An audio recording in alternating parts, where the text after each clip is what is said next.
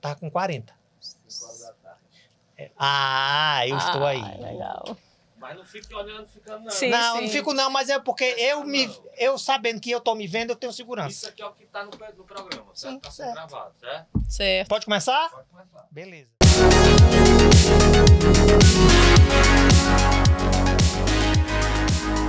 Saudações cinematográficas. Começando hoje mais um Podcine especialíssimo, que hoje a gente trouxe aqui uma cearense, cineasta, diretora, jornalista, que na quarta-feira eu tive o prazer de assistir o curta dela, Luzinete, que esse filme está sendo roteirizado para um longa que já ganhou 99 prêmios. Sim, nós acabamos de ganhar 2 ontem em Toronto, numa premiação independente. Estamos com 99 agora. Pronto. Um Estou roteiro. recebendo hoje aqui a cineasta Carla de Bonito. Carla, muito obrigado pela sua presença. Ai, eu que agradeço. Muito Felicíssima obrigado de pela estar sua aqui. presença para a gente falar sobre cinema. O que não vai faltar hoje aqui é assunto para a gente conversar. Eu queria... Normalmente a pergunta que eu faço para quase todo meu entrevistado. Como foi que você começou e onde foi que surgiu a sua paixão pelo cinema? Foi uma coisa muito lenta, sabe? Eu lembro que a primeira vez que eu fui a uma sessão de cinema no Cine São Luís, eu já era adolescente. Só que eu sentia aquela coisa, assim, para mim era uma coisa muito, muito distante.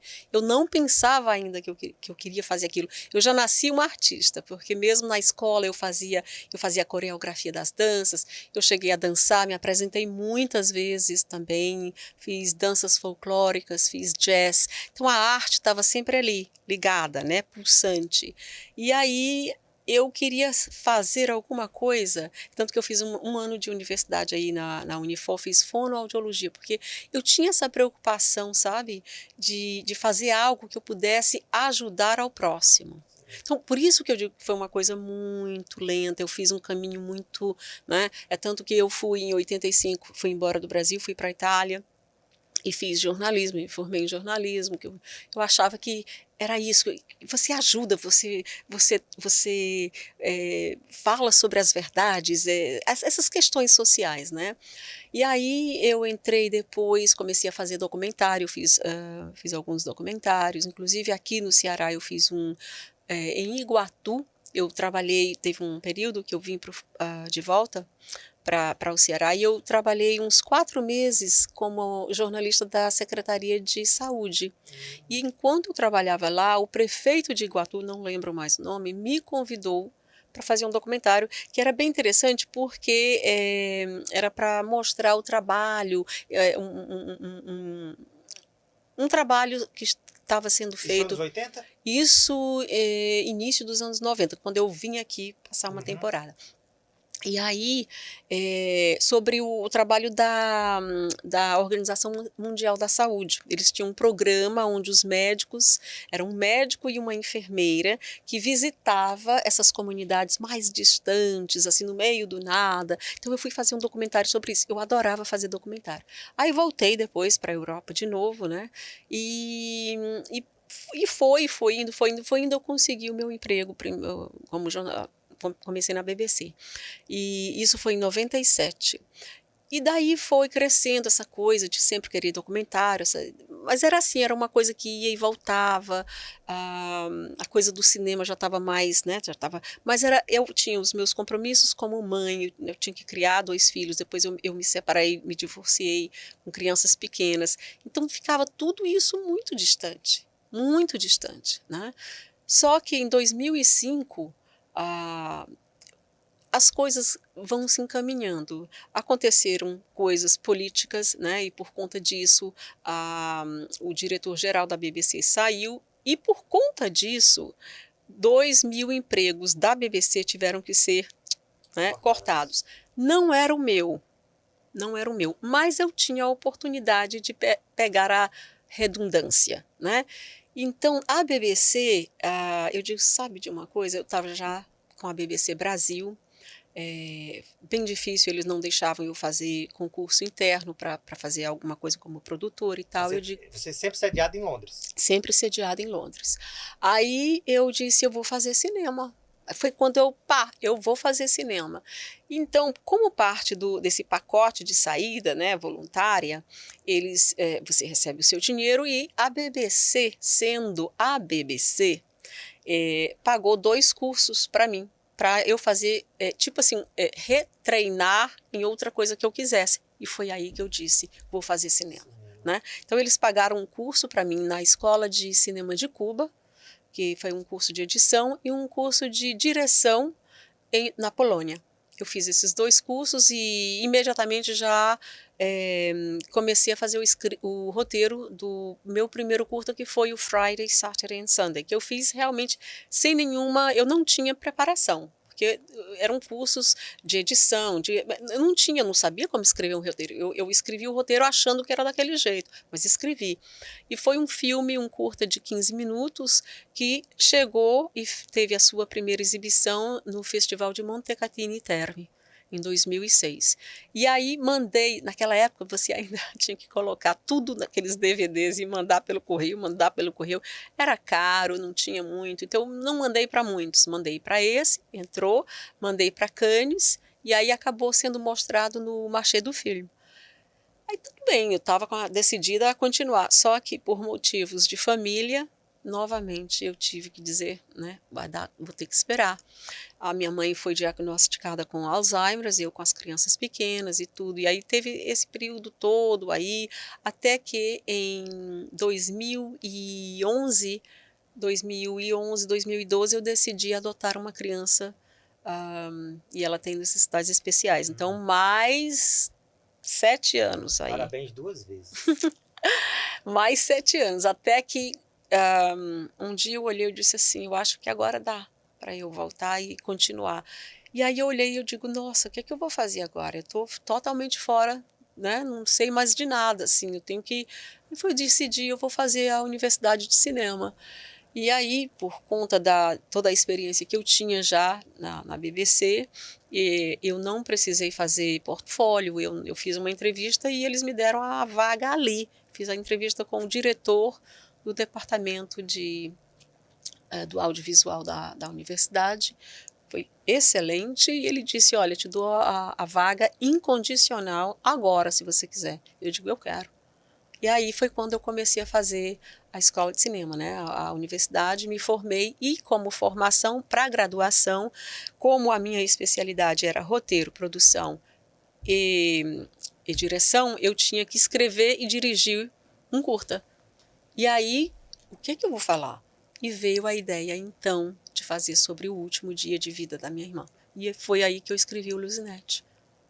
Né? Muito, quando você foi assistir um curto, eu gosto de quando eu sou convidado para um projeto, eu procuro não ler sobre o projeto. Uhum. Eu gosto de ler sobre o idealizador do projeto. Uhum.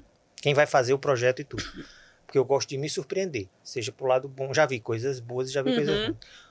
Quando eu fui lá para ver o Luzinete, o curta, eu me impactei, porque eu também já sofri perda, já passei por dificuldades e tal, mas o que me impactou foi que não fala só sobre a perca da sua irmã, sobre família, não é sobre... E uma das coisas mais interessantes de linguagem que eu uso, o seu ponto de vista, que muita gente que estava ali, olhando no olho mágico ali, depois, quando você disse aquilo, foi que como a gente usa a expressão aqui, caiu a ficha. Exatamente. Não é? Aquele dali, porque às vezes quando você está de fora, a sua opinião é diferente. Você vê, mas aquilo dali também eu achei muito interessante. E eu disse assim, olha, se isso aqui ela mostrou no curta, no longa que ela vai filmar ainda, que o roteiro a gente já disse aqui, que vai ser uma coisa que vai, como a gente diz aqui em bom cearense, que você é cearense, vai ser uma chibatada grande. Ai, eu espero que seja.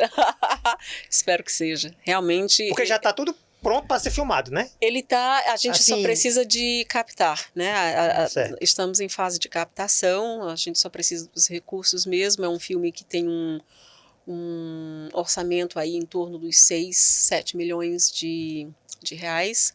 Não é demais, porque inclusive inclui cenas fora do Brasil, né? Como você sabe, o filme vai ser majoritariamente filmado no Ceará. Aí em torno de 130 cenas no Ceará. Eu digo Ceará porque a 70% Fortaleza... do filme, mais ou menos?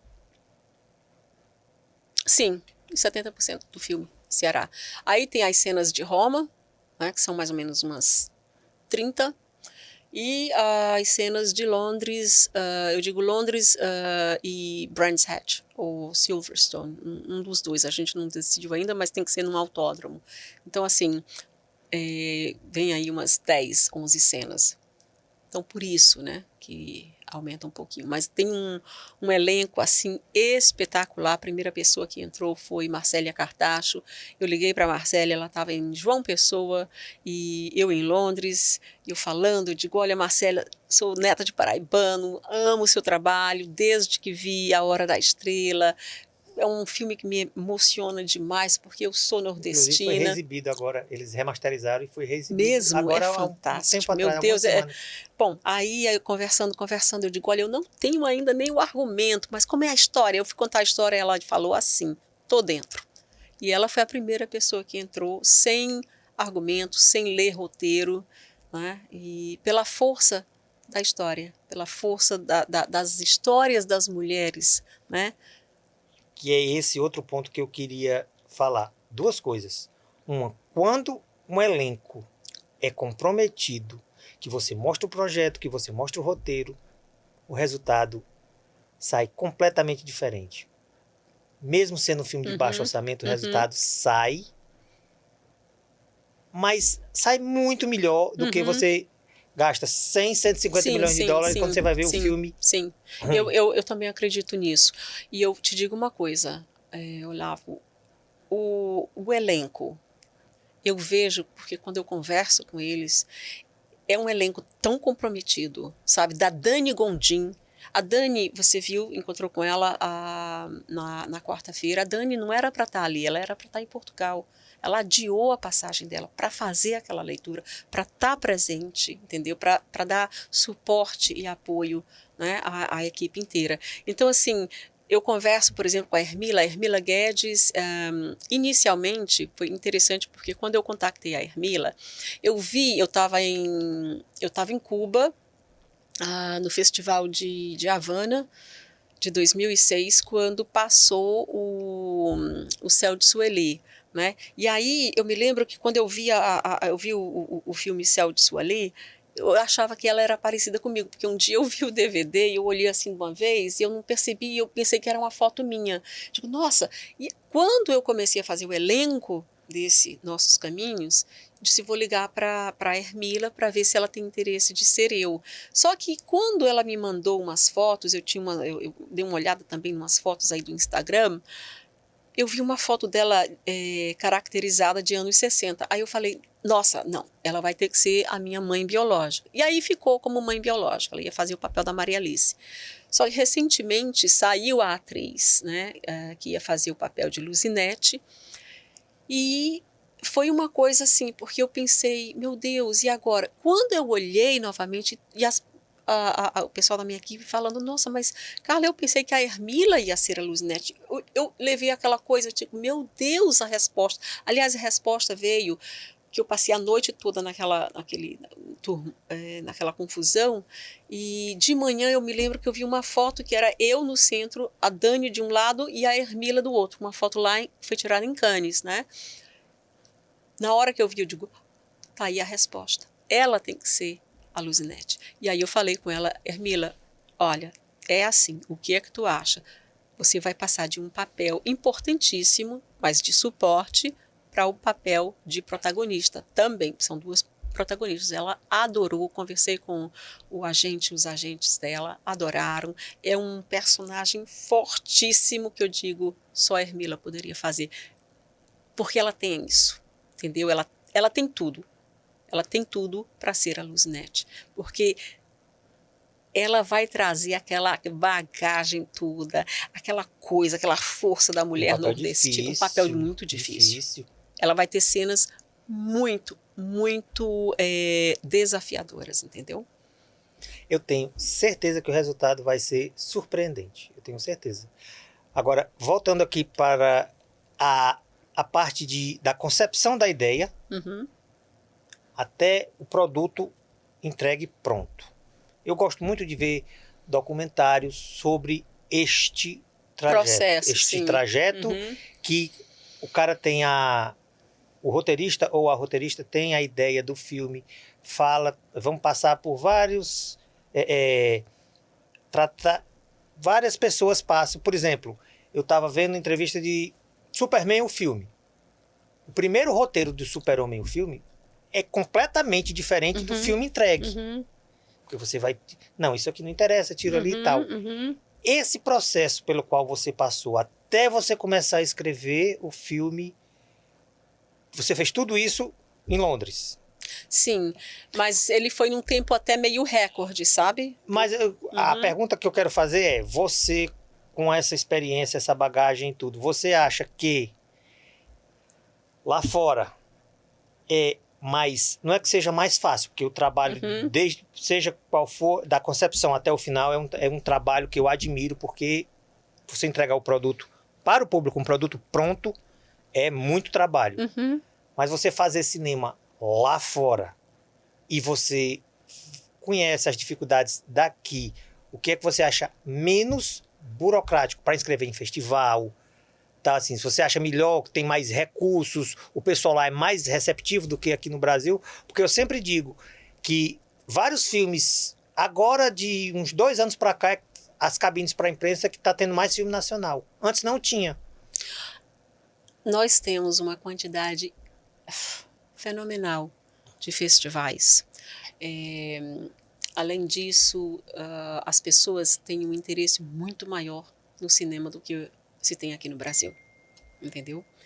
E aí, a outra coisa, por exemplo, o processo em si, eu comecei a escrever.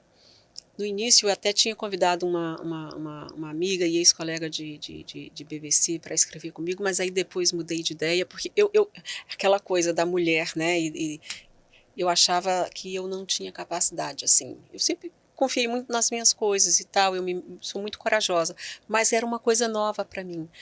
E aí eu disse, não, eu acho que eu tenho. E as pessoas ao meu redor, não, Carla, eu acho que você pode sim.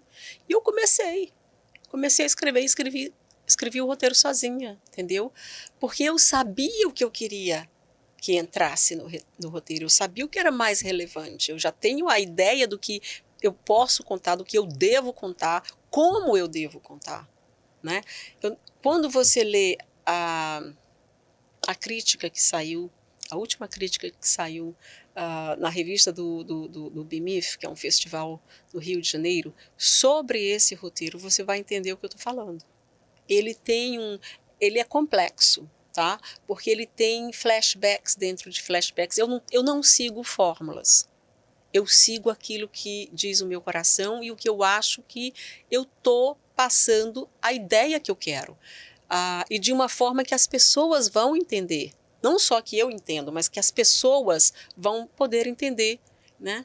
E aí eu lembro que que eu pedi para ler, porque você fica com aquela coisa, né? Pô, é o meu primeiro roteiro de longa e tal. E alguém voltou e disse, olha, a pessoa que eu passei o roteiro falou que não é assim que se escreve, entendeu? Não é assim que você não faz isso.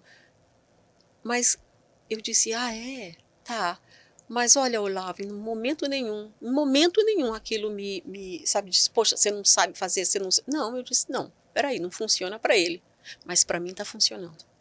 Para mim está funcionando, porque esse roteiro já foi lido por fulano, ciclano e beltrano, e todo mundo está entendendo o que eu estou fazendo, né? Então, assim... Pede os prêmios que ele já ganhou. E aí está a resposta. Aí está a resposta. Eu não preciso dizer nada. Eu agradeci, né? Porque eu sempre agradeço, mas aí tá a resposta. Uma crítica fenomenal. Não é a primeira crítica que eu recebo positiva sobre o roteiro. Já teve um diretor também americano que leu o roteiro e ficou impressionado. Ele disse, olha, esse trabalho não é um trabalho que você encontra. E é interessante porque essa mesma frase foi dita nessa crítica que saiu ontem, né? É raro encontrar um roteiro desse jeito. E é um roteiro que não segue fórmula. E isso, para mim, é o que eu quero ouvir, entendeu? É o que eu estou trabalhando entendeu? É para isso. É para fazer uma coisa que passe a mensagem que eu quero. E eu tenho certeza que em breve veremos esse filme em tratamento desse roteiro em versão americana, como recentemente. Mas ele tem, o meu roteiro, Mas nós vamos ver na tela. Sim, mas ele tem o roteiro também em inglês. Aliás, esses prêmios aí é com o roteiro em inglês. Traduzido, né? Recentemente teve um filme chamado A Jaula, aqui no Brasil, que ele é o segundo tratamento de um filme argentino. E foi refeito, agora o terceiro tratamento do roteiro, filme americano, que até com Anthony Hopkins, agora foi... Aí, a pergunta, vamos ver agora o roteiro definitivo. Eu digo, o filme brasileiro é muito melhor do que o americano. Eu também acho. Só que eu acho que o público precisa prestigiar mais, mas depende do filme americano também, né? Tem coisas maravilhosas, mas assim, em geral tem muita coisa que realmente... Sim, concordo. É tanto que, por exemplo, as pessoas, os diretores assim, aos quais eu... Nossa, tudo bem, David Lynch, que é americano, amo o cinema dele. Mas, por exemplo, gosto muito dos diretores sul-coreanos, né? Muito. Agora, voltando aqui para o Brasil, nossa, eu adoro Karim Mainuz. Aquele Madame Satã, eu posso ver, sabe, várias vezes. Tive o prazer de conhecer ele há uns 2, 3 anos atrás, quando ele foi exibir o Madame Satã no BFI Flair, né? E eu estava lá e, claro, me identifiquei como outra cearense, né? Outra fortalezense, e ele até riu. Mas assim, Agnes Varda também. Eu gosto de cinema que seja aquela coisa do natural, assim, que trata das coisas que a gente vive, sabe? Não é que eu não tenha paciência para ver, por exemplo, um sci-fi, uma coisa assim. Eu vejo, raramente. Eu gosto de drama, eu gosto de coisas que são relacionadas à vida, né? a movimento, a questões de família, a essas dificuldades, superação, sabe? Eu quero que no final eu veja uma coisa de, poxa vida, você sai mesmo que seja uma coisa triste assim, tal, mas você sai com aquela coisa, não, eu posso fazer isso, eu posso fazer aquilo. Mas é uma coisa boa. Chico Anísio já dizia que para ele só existe 2 tipos de humor, o engraçado e o sem graça. Quando me pergunta, eu digo, para mim só existe 2... Eu conheci o Chico Anísio. Para mim só existe 2 tipos de filme, o bom e o ruim. O que você gosta e o que você não gosta. E quando a gente vai... Toda semana, praticamente, a gente tem sessões para a imprensa aqui de filmes e tal. E tem várias vezes eu saio, eu tenho quase certeza que eu não vi o mesmo filme que os outros viram, porque a opinião... Sim. Filme brasileiro que eu vi recente, que eu gostei, que foi a adaptação do Guel Arraes do Grandes Sertões. Que o Guel Arraes, eu fui comparar, fui criticado muito por isso. Eu digo, o Guel Arraes, para mim, é igual o Tarantino, que tem um dom único. Ele faz atores lineares trabalharem bem. Veja esse filme baseado nele, que é um filme que ele faz no futuro, distópico e tudo, mas muito bom. Muito bom o filme. Aí você vai ver um filme desse, os próprios críticos que deveriam incentivar, não vai quase ninguém para essas sessões. Eu não entendo. Eu também não entendo. Eu não entendo. A crítica, por exemplo, eu pessoalmente, eu gosto de ver a crítica como uma aliada, né? Assim, porque é interessante ver como é que o crítico enxerga uma coisa que você fez, né?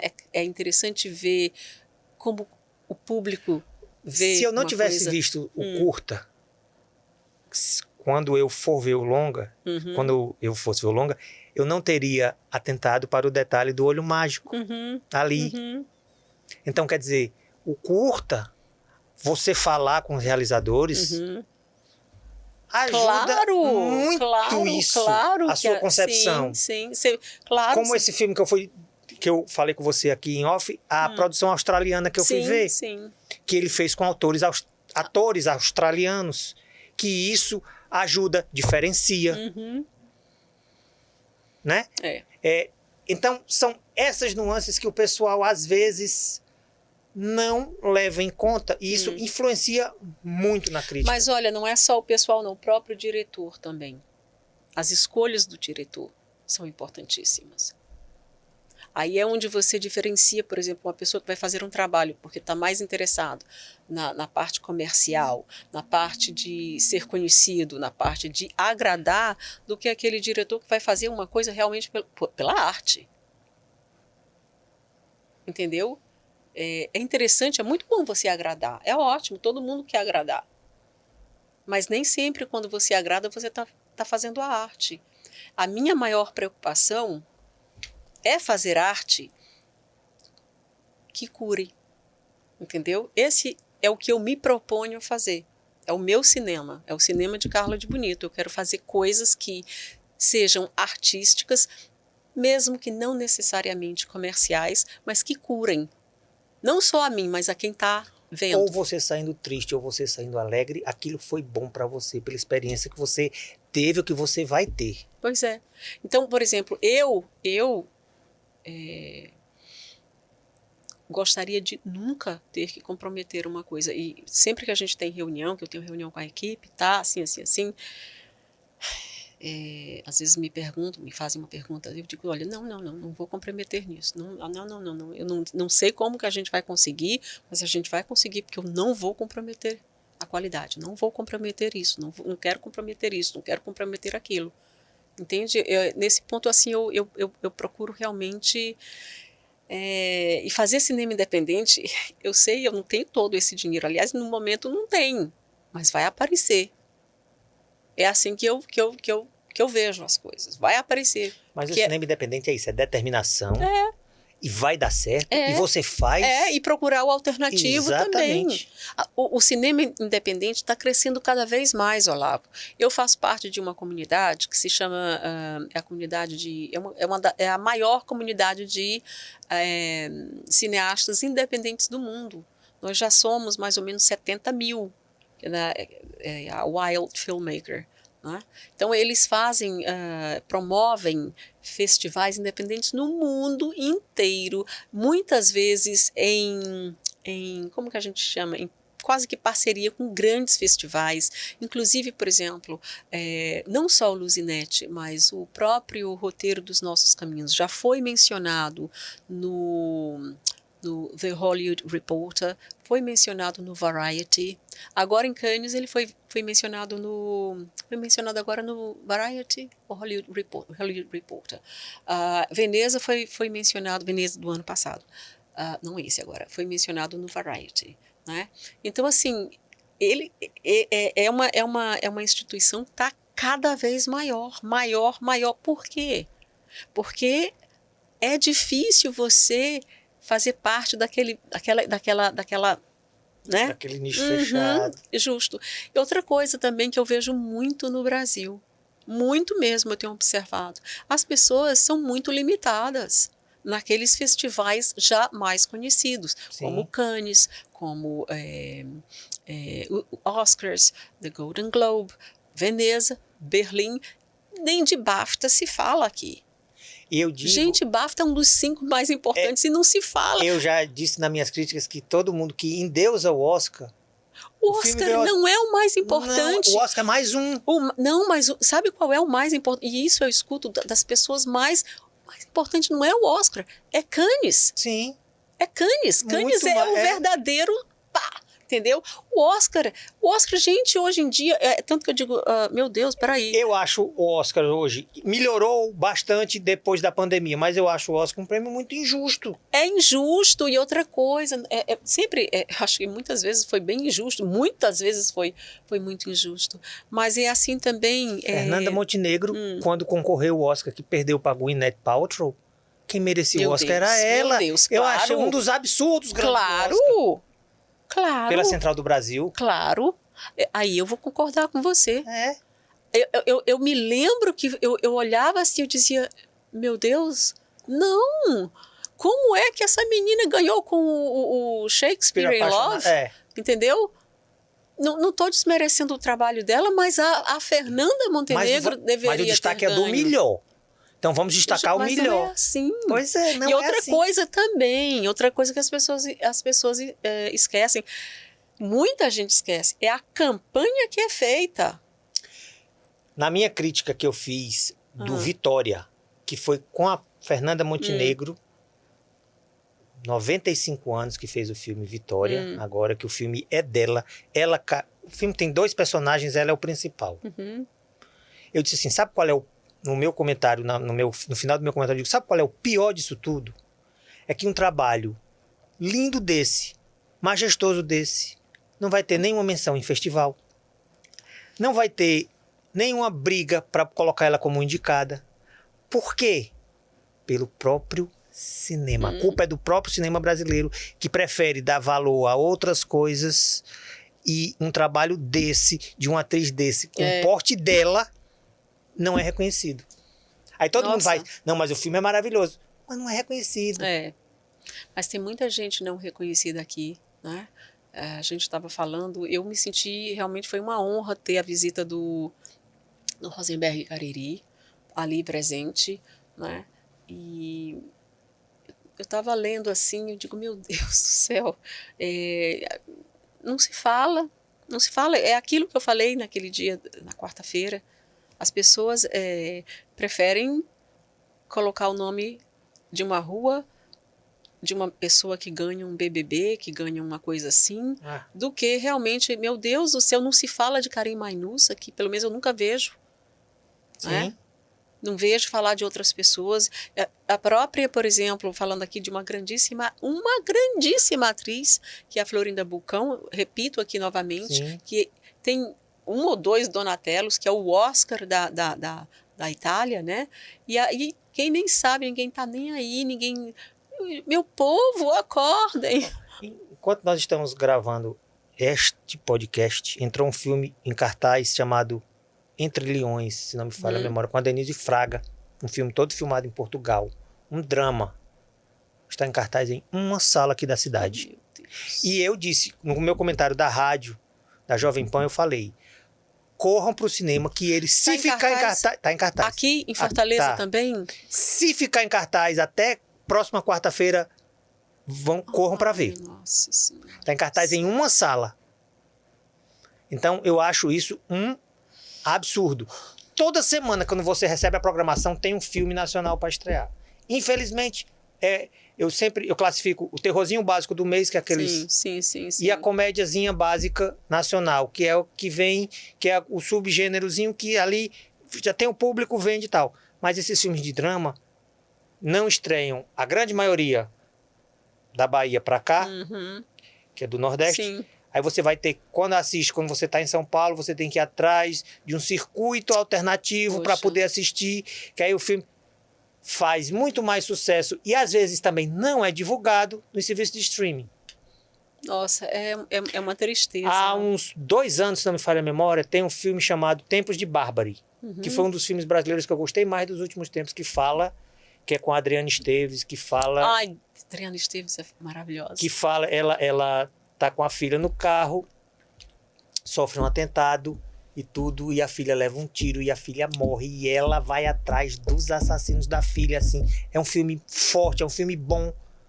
Tipo de Assisti esse filme, por acaso, no interior, numa sessão, numa sala. Não me lembro desse filme ter ficado mais de uma semana em cartaz aqui. Quando você vê o filme que não é divulgado, que você vai falar, o filme já saiu de cartaz. Aí o pessoal não sabe, não, que filme é esse? Eu digo, vocês não viram? E também tem aquele que várias pessoas... Eu estou fazendo faculdade de jornalismo, estou terminando a faculdade de jornalismo, e eu tenho 51, tem uma colega minha de 30, o resto é 18, 19, 19, a mesma 18, coisa 19. que eu comecei com 53 na Universidade de Cinema. Pronto. Era todo mundo de 18 e 19. E é o que eu digo, vocês são de uma geração onde vocês só leem a manchete, vocês não leem a matéria. E olhe lá, viu? Não, às vezes nem a manchete o povo sabe ler. Pois é. Aí vocês não veem e Aí toda vez quando eu chego, a pessoa pergunta lá, filme bom, eu digo filme, mas esse aí é nacional. Eu digo, e tem obrigação de, só porque é nacional, Meu não ser bom? Deus, é mesmo? Mas esse aí é nacional. Dizem, eu escuto muito isso. Mas essa mentalidade precisa mudar.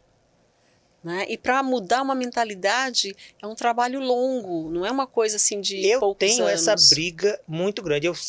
Quando eu vou fazer a propaganda no filme, que eu faço o texto da rádio, eu digo, gente, o filme é nacional, vão, incentivem o filme nacional, porque vocês incentivando o filme nacional, entra mais filme em cartaz. Eu sei que você não pode brigar com uma produção americana que gasta, mas tem que ter salas para as nossas produções. Você vê a briga que o Halder tem para quando vai lançar os filmes dele, aqui para colocar em 1, 2 salas. O filme entra numa sala no shopping. Em cada shopping entra numa sala. Nossa, mas me falaram tanto que, por exemplo, eu não era essa a impressão que eu tinha. Eu pensava que era um pouco mais fácil para ele, por ser o Halder. Está um pouco mais fácil. Certo? Ele consegue o local, mas não consegue o público. O público até comparece. Tá. Mas é numa sala só. Vamos botar a sala pra você, a última sala vai ficar só ali. Fica só em uma sala. Aí, pelo público que comparece, que ele tem um público fiel, o filme passa algumas semanas em cartaz. Mas é numa sala só. Aí você vai ver no outro shopping. Você diz uma sala só na cidade? Não. Por exemplo, no shopping aqui, numa sala. No outro shopping, numa sala. Às vezes, divide, coloca mais para outras sessões e tudo. Então, eu sempre uso a frase, o principal vilão, o principal antagonista do cinema brasileiro é o próprio cinema brasileiro. É o próprio cinema brasileiro. Ele não se impõe. Ele não luta por ele. Mas isso não é só no cinema, não, né? Não. Isso eu observo assim, eu estou longe, mas eu acompanho às vezes as coisas aqui, assim, passei um tempo sem acompanhar, confesso, porque era muita coisa na minha cabeça, criança pequena, tira muito seu... Verdade. Não é? Mas, assim, eu noto isso em tudo, Olavo. Em tudo eu noto isso. Eu notei isso desde que eu aterrissei aqui na terça-feira.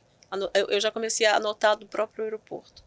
Fortaleza é uma cidade que tem o maior PIB do Nordeste, tem o maior número de bilionários, é uma cidade importantíssima, é a cidade mais importante do Nordeste.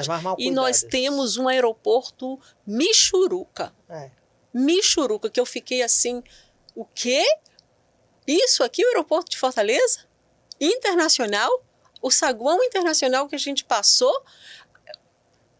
As pessoas muito amáveis, mas era desorganizado, despreparados. Tinha um policial que estava com um estrangeiro aí, o rapaz não falava inglês.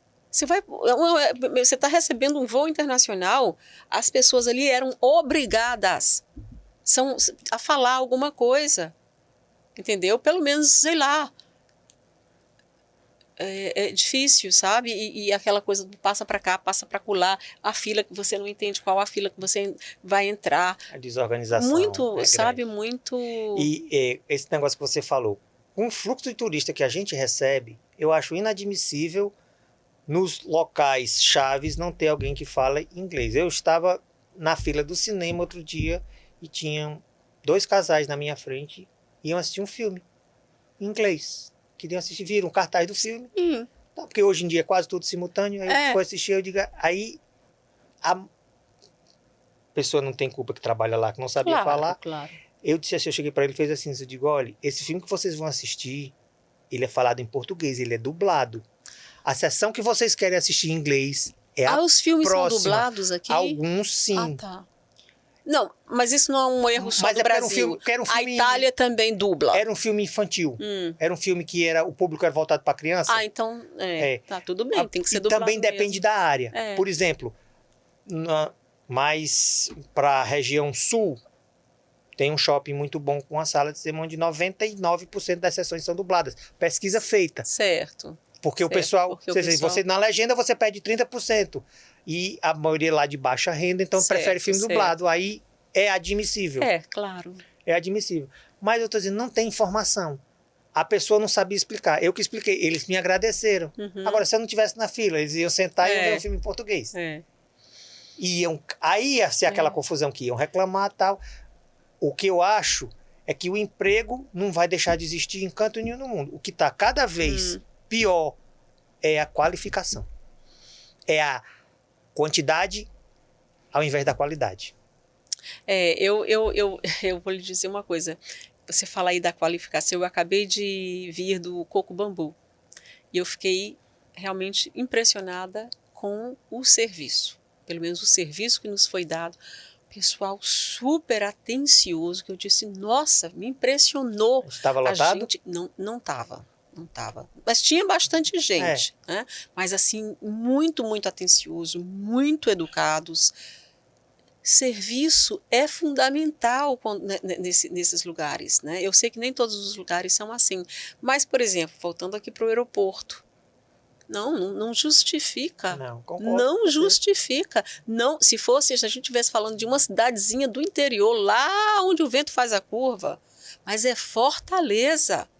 Eu não sei se é porque, gente, eu tenho um orgulho tão grande de ter nascido aqui. Olha, todas as vezes, eu moro fora há 40 anos, Olavo, e quando eu aterriço, eu choro. Dessa vez eu até que chorei um pouco menos. 10 anos atrás eu solucei que meus filhos, mãe, a senhora tá bem, mãe?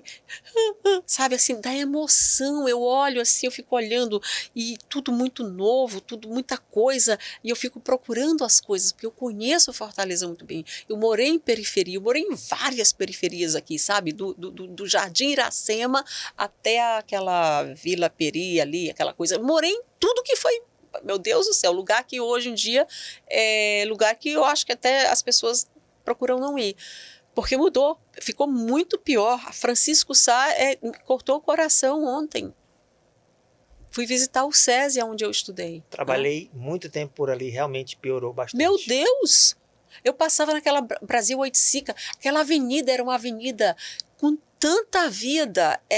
Era a avenida mais industrial. Isso, a Villejac, minha mãe foi enfermeira da Villejac, entendeu?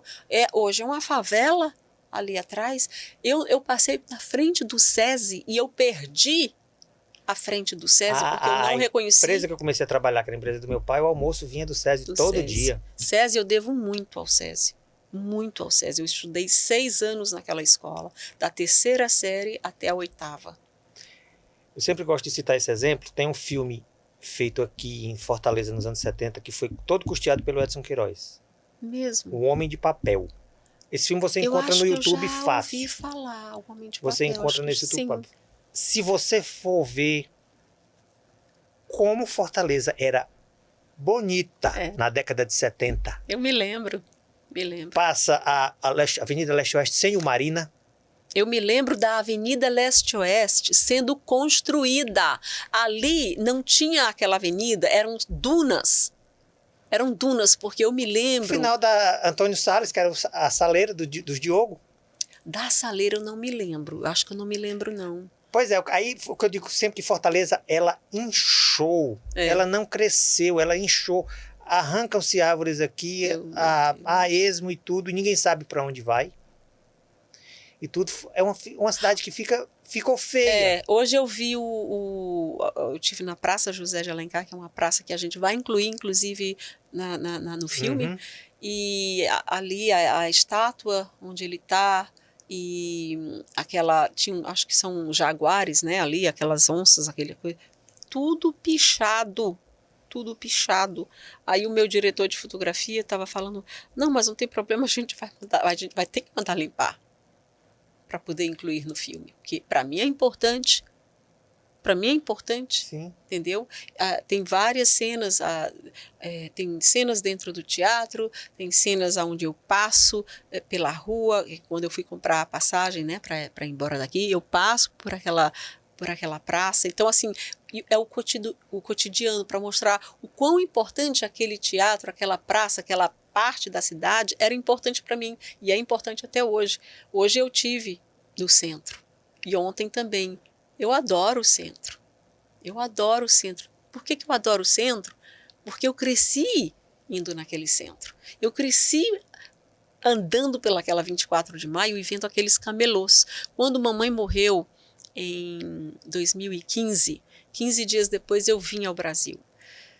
E eu fiz questão de andar pela 24 de maio e ouvir os camelôs, porque mamãe gostava. E eu estava andando e falando com ela. Eu disse, mãe, eu estou aqui na Guilherme Rocha.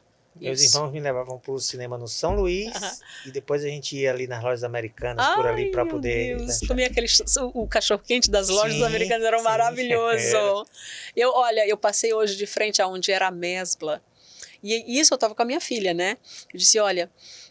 quando eu cheguei no teatro, eu disse, mamãe viu o Papai Noel, o primeiro Papai Noel da vida dela, mamãe viu aqui, desse ponto, quando eu estava andando, pegando na mão com a minha mãe, e eu olhei assim, e quando eu olhei do outro lado, de frente da Mesbla, tinha uma Kombi, com aquela parte de trás aberta, ou era um Kombi ou rural, e o Papai Noel olhou para mim e acenou. Então, todas essas lembranças de entrar na Mesbla, de entrar na Samasa, de comprar um sanduíche, entendeu? E agora que está começando o pessoal se interessar pela história de Fortaleza, que vários Fortaleza em fotos e tudo, eles estão digitalizando acervos de fotos sobre Fortaleza e colocando nas redes sociais e tudo. Eu sei. E estão falando, é muito interessante, porque você vê. E eu fiz uma pesquisa, eu sempre pesquiso para saber se é fake news, que diz que encontraram o avião da Amélia Earhart. Da Earhart, encontraram. Ela esteve em Fortaleza. Meu Deus! Ela pousou em Fortaleza. Ela se hospedou no centro da cidade. Muito provavelmente no Savaná, não? Não, no hotel que foi antes do Savaná, em frente ao Savaná. Que eu não me lembro do nome agora. Tinha o Excelsior. Excelsior. Ela se hospedou. Ela tem a ficha dela digitalizada do Excelsior, a carta que ela fez com as localizações. Ela pousou aqui e pousou em Natal. Pouquíssima gente se interessa para saber da história da cidade, saber disso. Meu Deus, uma das grandes mulheres. Até a minha filha a minha filha com 7 anos já sabia quem era ela. Pois ela teve aqui, teve em Natal e tudo quando ela estava fazendo. Se você procurar, não é muito difícil você encontrar. As fotos dela aqui, campo de pouso, não era nem aeroporto quando ela pousou aqui. Fortaleza, localizado, tantos graus, assim. Mas sabe quem teve aqui também, né? Orson Welles.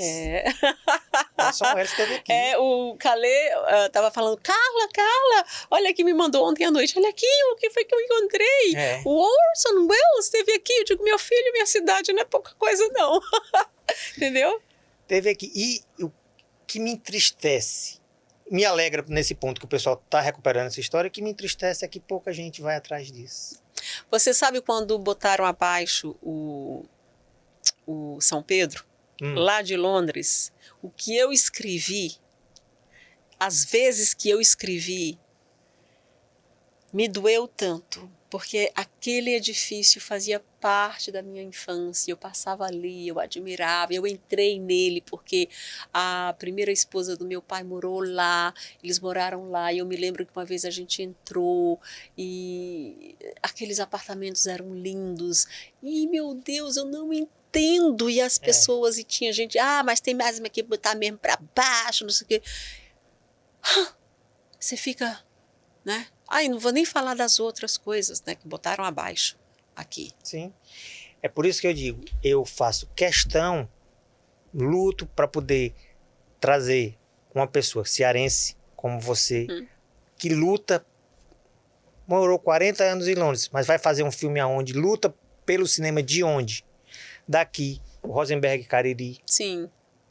Eu entrevistei o Glauber Filho também, que são pessoas que fazem essa parte aqui, mas você está sendo o piloto de um projeto que eu estou fazendo somente com mulheres. Isso é muito louvável. Somente com mulheres. Por quê?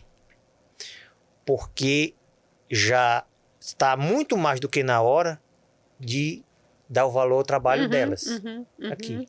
E principalmente, Olavo, em vista do que está acontecendo com as mulheres aqui nesse país, Sim. né? Que está uma coisa medonha, né? O feminicídio está assim, parece que horrível. Não está... todos os dias eu vejo alguma coisa. Sim. Né? Tem horas que eu digo, não quero mais ver. Eu estava com medo de vir para cá. Eu estava com medo. Mas também eu acho que é a coisa da mídia, sabe? De apavorar as pessoas. Eu andei hoje na Praça José de Alencar, não tive problema nenhum. Né? Ontem nós fomos para Praia do Futuro para comer caranguejo. Muito esquisito lá, realmente. Muito esquisito. Está esquisito de um tempo para cá, não era. Todas as barracas ali praticamente funcionavam. Está de um tempo. Eu frequentava uma barraca que, infelizmente, a dona morreu e a barraca fechou. Mas eu frequento outra barraca agora que não está mais abrindo quinta-feira. Olha, a impressão que deu, por exemplo, até o Calê estava falando, a impressão que me dá é que quem vem para cá, só turista. Aí eu falei, não, eu acho que o pessoal local também vem. Disse, não, mas a impressão que me dá é que é só turista. À noite, aí, sim. Hoje, mais à noite, sim, por causa dos shows de humor e tudo. Mas durante o dia, até o final da tarde e tal, sim, ainda vem as pessoas locais. As pessoas locais vêm. Mas é incrível. Né? É incrível. E me conta aí mais o que você... Outra pergunta que eu quero fazer é justamente essa, sua opinião sobre a participação da mulher no audiovisual. Seja trabalhando em roteiro, seja trabalhando como diretora, como produtora e tudo. Se que aumentou bastante. Eu acho isso bastante louvável, porque você contrata a pessoa pelo talento dela, pelo que ela pode oferecer, pelo que ela pode entregar. Independente dela ser mulher. O cara, vou chamar um ator. Mas às vezes você vai falar que a pessoa é gay. Eu digo, ela vai me entregar um trabalho bom.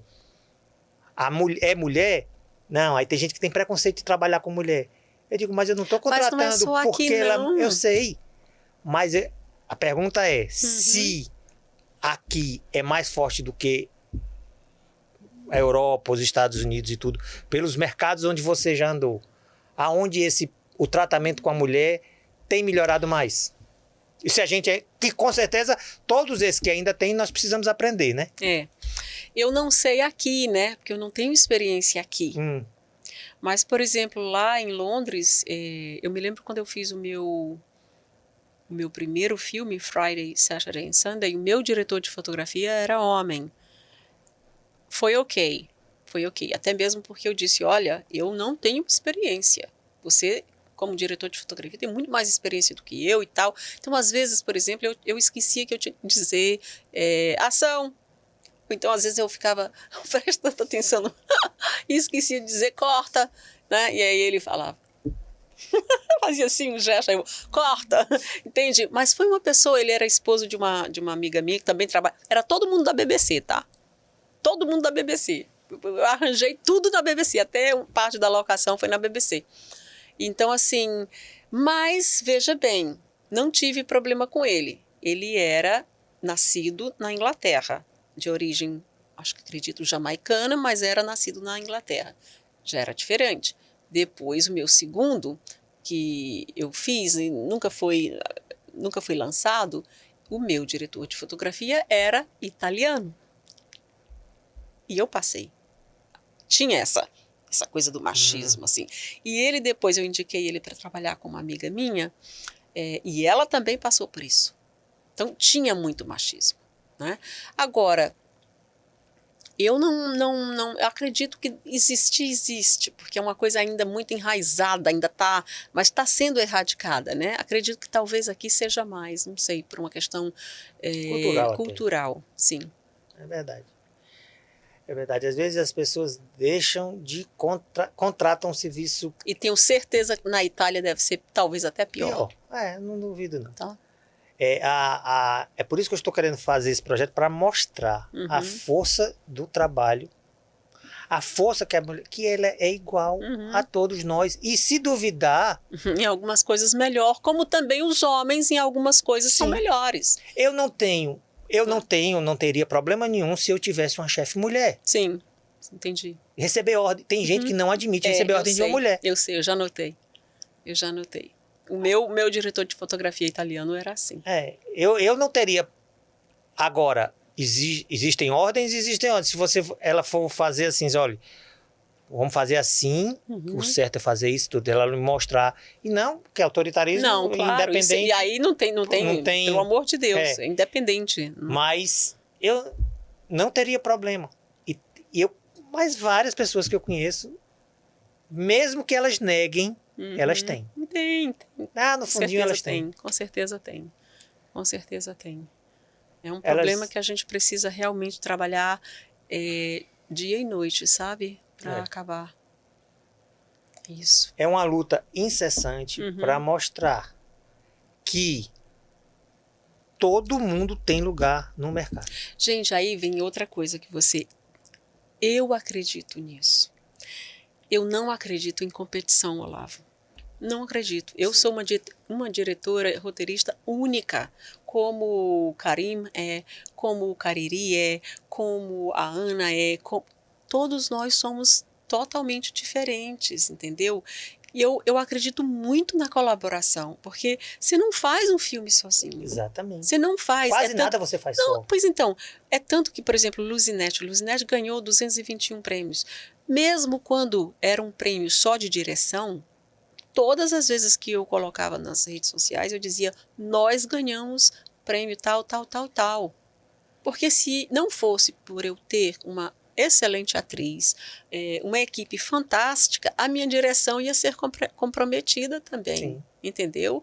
Então, assim, não existe essa coisa, eu sou isso, eu sou aquilo. Eu não gosto. É uma coisa que eu não suporto no meio artístico, é o ego. Gente, o ego, ele precisa existir? Sim, o ego tem uma parte saudável, né? Mas esse ego aí, essa coisa de celebridade, que coisa mais vã e tola. Para mim isso não é... Peraí, você é um artista? Por que você é artista? Me diz por que você faz arte. É para estar debaixo de um holofote? Eu não faço arte para isso. Eu não faço arte para isso. Para mostrar o seu trabalho. É para mostrar o meu trabalho e curar a mim e aos outros. Né? É para passar uma mensagem. Entendeu? Eu não preciso estar debaixo de um holofote. Não preciso. Não tenho essa necessidade. Gênero e número com você. Eu acho que esse negócio da vaidade só atrapalha. Assim... Sim. Mas é o que mais encontra. É o que mais encontra. Gente, eu vejo um colega, um outro diretor... Meu Deus, eu sou super receptiva. Ai, tudo bom, tá. Não tenho aquela... Mas eu vejo assim, eu sinto aquela... Sabe, assim, parece que a pessoa tem uma certa cautela, não sei, o que será que essa pessoa quer? Eu não quero nada. Isso já aconteceu comigo e com certeza com várias outras pessoas. No começo, quando você vai falar com a pessoa, que ela fecha a porta na sua cara. E o mundo é uma roda gigante. Ah, meu filho é. É uma roda gigante. Ah, meu filho Quando você começa... Esta mesma pessoa que fechou a porta para mim quando estava em baixa, vem falar meu de amor, outra maneira, porque você está Quero acima. te dizer uma coisa.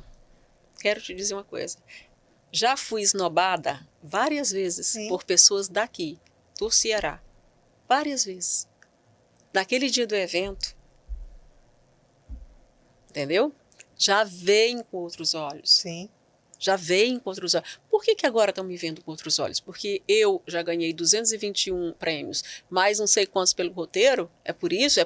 É porque lá fora estão valorizando mais? Eu não sei, mas por quê? O que vai mudar? O que mudou em mim, Carla de Bonito? Né? Do dia que eu te falei coisa para agora? A minha opinião é que você era uma pessoa extraordinária, continua sendo uma pessoa extraordinária. E a pessoa medíocre que fechou a porta para você... se aproxima de você só para ter hoje, pela linguagem de hoje, alguns likes, alguma coisa que vai acrescentar para ela no momento e você vai continuar crescendo, você vai continuar brilhando. É sempre isso que eu acho. Olavo, vou fazer 60 anos, né, em fevereiro. Então, assim, as pessoas... A coisa que mais me pergunta é como é que poxa, começar já aos 50, você entrou na universidade com 53 e tá. Gente, sim, entrei na universidade com 53, mas se esquece uma coisa, a minha experiência de vida. E isso conta demais no meu trabalho como diretora e como roteirista. Porque se eu não tivesse tido a experiência de vida que eu tive, eu não teria escrito o roteiro que eu escrevi. Jamais! Entendeu? Então, assim, esse negócio agora de se aproximar das pessoas por interesse. Hoje, eu não tenho tempo para isso. Eu não tenho mais tempo para isso. A pessoa faz um negócio desse comigo, eu não perco mais nem tempo sentindo alguma coisa, raiva. Não, eu tô num período da minha vida, Olavo, eu nunca fui de olhar para trás. A única coisa que eu estou olhando agora para trás, para o passado, é poder fazer esse filme. Mas eu nunca fui de olhar para trás. E hoje, eu não tenho tempo nem de olhar para os lados. Eu só olho aqui para frente. A Carla só anda para frente. Entendeu? Não vem me sabe, com outra mediocridade. Coisa também que é latente é que, às vezes, todo mundo acha que sabe de tudo com a evolução da informação. Não suporto. E não aceita a voz da experiência. Não suporto. Eu me lembro que porque isso é o cúmulo de uma pessoa... Quando eu fui fazer vestibular, a mãe da Renata, Inês Romano, eu estava com dificuldade, porque você, às vezes, não escreve, ela fez... Você quer fazer uma boa redação? Pense nos inúmeros filmes que você assistiu, olhe o tema e faça um mini roteiro. Uhum. Foi só o primeiro que eu fiz, que eu passei. Que ela disse. Porque meu pai me ensinou a escutar os mais... Escute a experiência dos mais velhos. Escute. E eu sempre cito, por exemplo, eu cheguei para ele com um problema, ele fez, tente fazer do seu jeito. Eu fiz. Não deu certo. E ele disse assim, olha, você fez, você errou aqui, aqui, aqui. Faça assim que você acerta. Eu digo, por que você mandou eu fazer desse jeito, sabendo que eu ia errar? Ele fez, para você ter experiência. Olha, Olavo, eu vou te dizer uma coisa. O que eu já escutei de, não é assim que se faz. Porque assim, assim. Não, porque aqui no Brasil é assim. Meu Deus do céu. Meu Deus do céu, gente. Muita gente assim. Peraí. Foi assim com você, não necessariamente vai ser assim comigo. Entende? E não é que eu seja uma pessoa arrogante que não escuta um conselho. Eu escuto, sim, mas eu sei diferenciar um conselho de uma pessoa que está só simplesmente... Querendo se aproveitar. Não, se vangloriar, entendeu? Achar que sabe de... Ninguém sabe de tudo. No dia que eu souber de tudo, eu não tenho mais para que eu estar aqui. Eu estou aqui aprendendo. Sempre. Estou aqui aprendendo. E outra coisa, por melhor que eu seja no que eu faça, tem sempre lugar para melhorar e tem sempre que ter espaço para humildade. Entendeu? Tem que ter espaço para humildade. Sim. Porque no dia que você esquecer a humildade, meu companheiro... Desista. Desista. Você não está aqui para aquilo. Muda de cenário, sabe? E você vê, principalmente no meio artístico, você vê muito isso. Demais. Gente, o papo tá aqui maravilhoso com a Carla de Bonito, mas nós vamos dar aquela nossa paradinha de 1 minuto, ok? Para ir tomar uma aguinha. E lembrando a quem está nos assistindo, deem um joinha, acionem o sino. Toda sexta-feira, meio-dia, tem vídeo novo. Filmes clássicos, filmes novos e entrevistas maravilhosas como essas que a gente está tendo agora. Ok? @loucoporcinema original, tudo junto em minúsculo, lá no YouTube. Ok? Em 1 minutinho a gente volta. Beleza.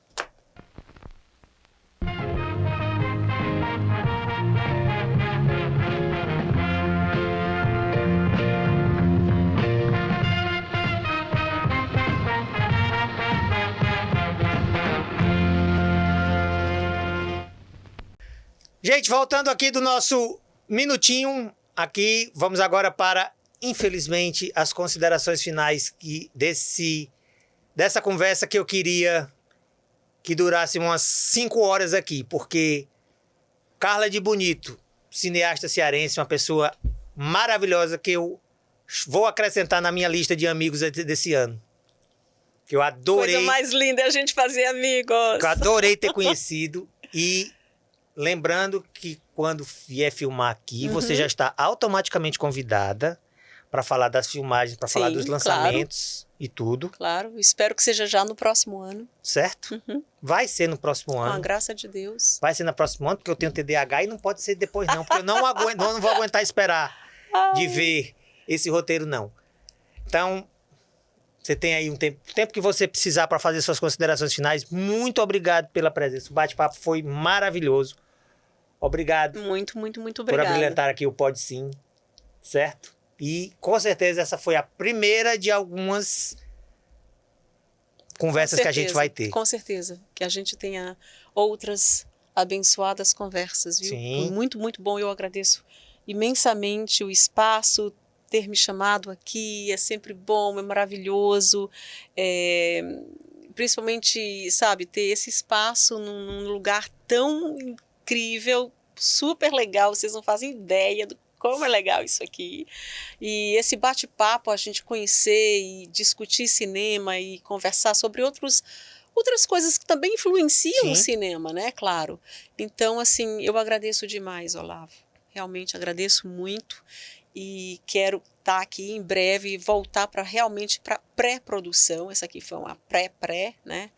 E chegar aqui com a pré-produção, com um time realmente maior do que o que eu trouxe. Com mais prêmios ganhos. Com mais prêmios ganhos, sim, com certeza. E já né? Já com o financiamento todo em... lógico. E outra coisa, nós somos jornalistas, nós somos curiosos. A gente, às vezes, você vê que aqui a gente se pergunta, a gente, né? Tem aquela troca e tudo. Porque você não é só cineasta, nem produtor. Você também é jornalista, trabalhou e tudo. E a gente tem aquela curiosidade.